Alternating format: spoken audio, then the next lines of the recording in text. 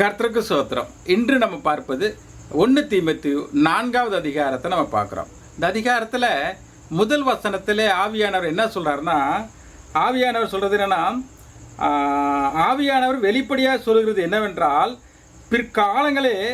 பிற்காலங்களில் மனசாட்சியில் சூடுண்ட பொய்யருடைய மாயத்தினாலே சிலர் வஞ்சிக்கிற ஆவிகளுக்கும் பிசாசுகளின் உபதேசங்களுக்கும் செவி கொடுத்து விசுவாசத்தில் விலகி போயிடுவாங்க, விசுவாசத்தில் நழுவி போயிடுவாங்க அப்படிங்கிறார். அதாவது பின்னாடி நடக்கிறத முன்னாடியே சொல்கிறார். பின்காலங்களில் சபையில் இப்படிலாம் நடக்க போகுது, நல்ல சபைக்கு வருவாங்க, நல்ல விசுவாசி இருப்பாங்க, பொய்யருடைய வார்த்தை கேட்டு பிசாசுகளின் உபதேசத்தை கேட்டு எல்லாம் விலகி போக போகிறாங்க அப்படின்னு சொல்லியிருக்கிறார். இன்றைக்கி நடந்து கொண்டிருக்கிற ஒரு விஷயத்தை கிட்டத்தட்ட 2000 வருஷத்துக்கு முன்னாடியே முன்குறித்து சொல்லியிருக்கிறத நம்ம தெளிவாக தெரிகிறது.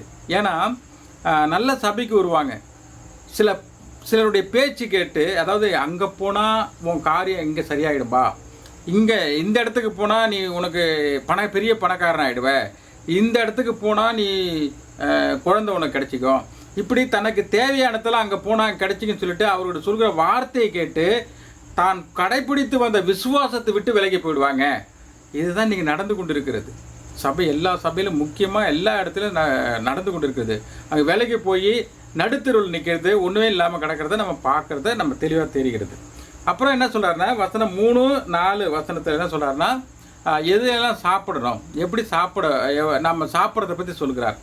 சில சாப்பிடக்கூடாது அப்படின்னு சொல்லியிருக்காங்களா. அதுக்கு என்ன சொல்கிறாருன்னா, வசனம் 5 நம்ம எதை சாப்பிட்டாலும் அது சோத்திரம் சொல்லி வசனம் சொல்லி சாப்பிடும்போது அது பரிசுத்தமாக்கப்படுகிறது, அப்போ நீ சாப்பிடலாம் அப்படிங்கிறத அதை சொல்லி முடிகிறார்.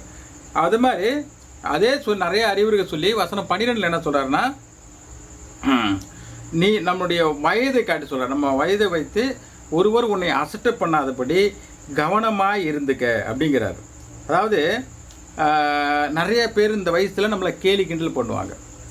நம்ம பேசுகிற வார்த்தையில், நம்ம நடந்து கொண்டு இருக்கிற செயலில், விசுவாசத்தில், அப்புறம் என்ன சொல்கிறாரு, அன்பிலும் ஆவியிலும் கற்பிலும் இதையெல்லாம் நீ கவனமாக நீ கடைப்பிடிக்கணும். ஒவ்வொரு விசுவாசியாக இருக்கிற விசுவாசிகளுக்கும் ஊழியக்காரர்களுக்கும் முக்கியமானது அவருடைய கேரக்டர், அவருடைய காட்டுக்கிற அன்பு பொய்யானதாக இருக்கக்கூடாது, ஆவியில் நடந்து கொண்டு இருக்கிறது, அப்புறம் அவருடைய பேசுகிற வார்த்தை கவனமாக பேச வேண்டும். இது எல்லாம் ரொம்ப முக்கியமானது எல்லாமே அவர் சொல்லுகிறார். அப்படியாக நம்ம ஒவ்வொருவரும் இந்த வார்த்தையின்படி கவனமாக இருந்து தேவனுடைய ஆசீர்வாதத்தையும், அது மட்டும் இல்லை, வந்திருக்கிற விசுவாசிகளுக்கு நம்ம ஒரு உதாரணமாக இருக்கப்பட வேண்டும் அப்படின்னு வசனம் சொல்லுகிறது. அப்படியாக நம்ம உதாரணமாக கர்த்தருடைய பிள்ளைகளாக நம்ம வாழ்வோம், தேவனுடைய ஆசீர்வாதத்தை நம்ம பெற்றுக்கொள்வோம். ஆமென்.